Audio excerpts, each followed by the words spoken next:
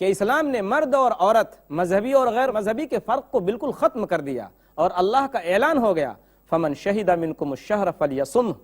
سورہ بقرہ سورہ نمبر 2 آیت نمبر 185۔ اس آیت کا ترجمہ یہ ہے کہ دیکھو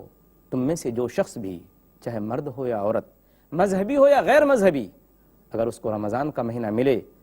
تو اس کے لیے ضروری ہے کہ وہ روزہ رکھے۔ ہم دوسرے مذہبوں کے روزوں کو دیکھتے ہیں تو وہ شمسی حساب سے ہیں، سورج کے حساب سے ہیں۔ اس روزے میں نقصان یہ ہے کہ اگر کسی ملک کے اندر بڑے دنوں میں روزہ آ رہا ہے تو وہاں کے باشندوں کے لیے، وہاں کے رہنے والوں کے لیے ہمیشہ روزہ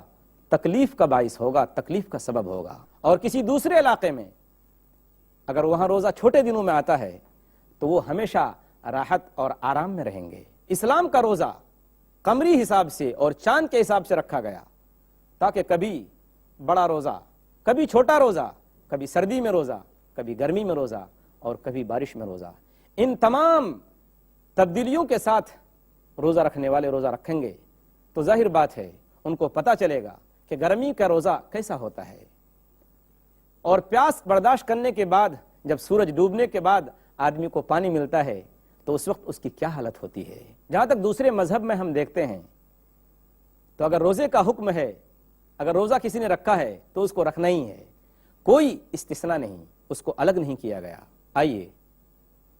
اس چیز کی روشنی میں قرآن پاک کی اس آیت کو دیکھیے جس میں اللہ نے فرمایا ہے کہ فَمَنْ كَانَ مِنْكُمْ مَرِيضًا أَوْ عَلَى سَفَرٍ فَعِدَّةٌ مِّنْ أَيَّامٍ أُخَرَ، سورہ بقرہ سورہ نمبر 2 آیت نمبر 184۔ اس آیت کا ترجمہ یہ ہے کہ تم میں سے جو شخص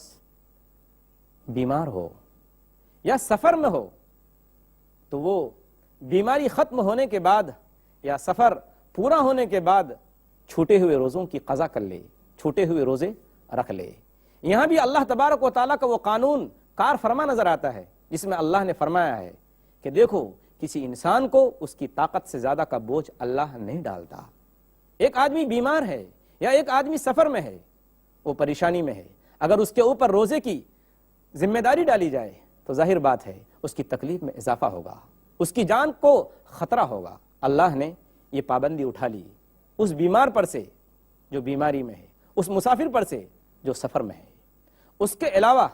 اللہ تبارک و تعالیٰ نے ایسے بیماروں کو بالکل چھوٹ دے دی جن کی بیماری ایسی ہے کہ وہ کبھی ختم نہیں ہو سکتی، وہ اچھے نہیں ہو سکتے اپنی بیماری سے۔ اللہ نے اسی آیت میں آگے صاف صاف اعلان فرمایا وَعَلَى الَّذِينَ يُطِيقُونَهُ فِدْيَةٌ طَعَامُ مِسْكِينٍ، اور جو لوگ ایسے بیمار ہیں یا ایسے بوڑھے ہیں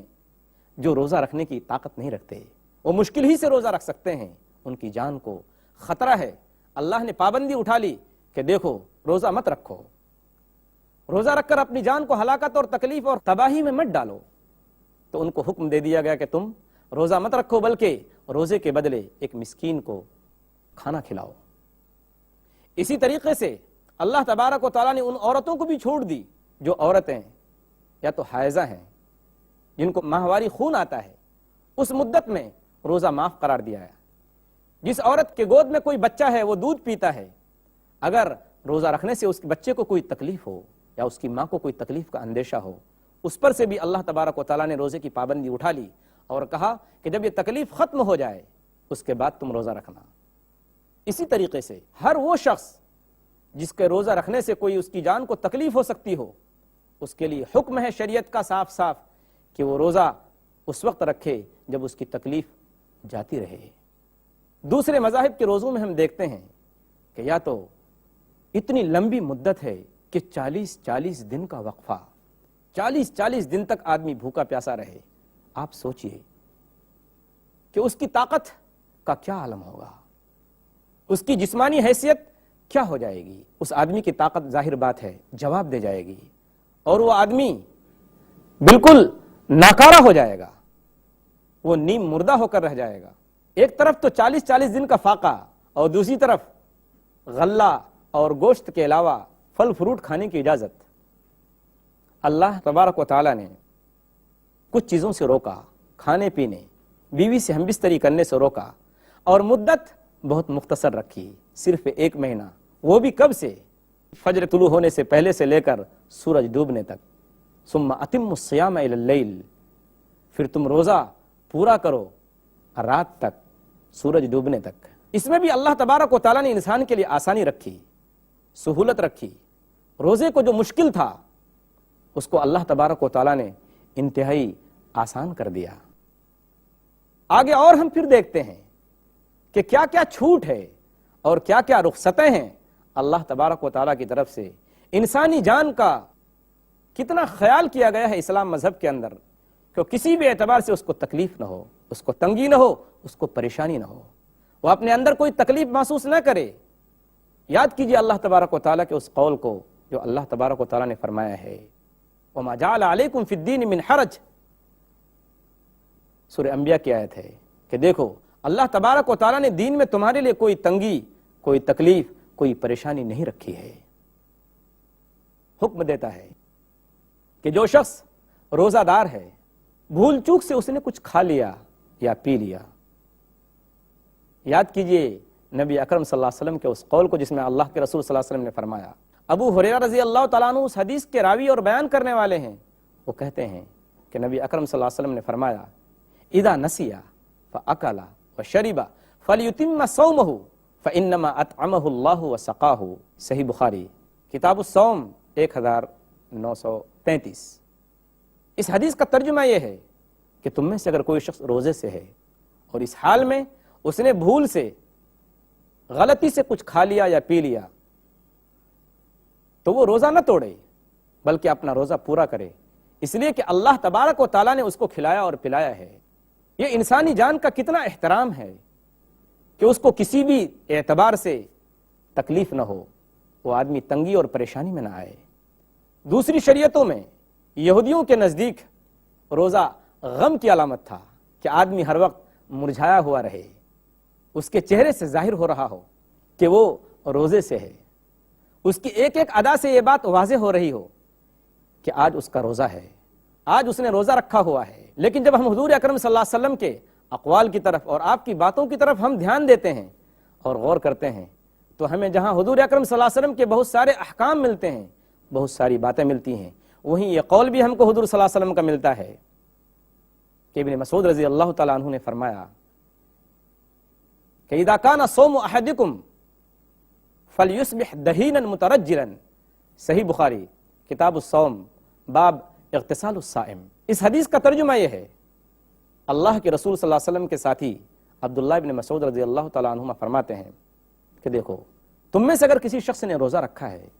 تو دیکھو وہ اپنی شکل کو، اپنی صورت کو، اپنے چہرے کو بگاڑ نہ لے،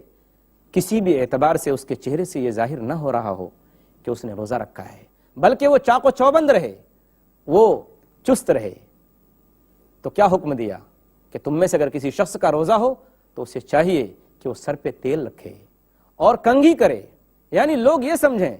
کہ روزہ رکھنے کی وجہ سے یہ شخص کمزور نہیں ہوا ہے، اور روزہ اس کے لیے کوئی مصیبت اور پریشانی اور تکلیف کی چیز نہیں ہے،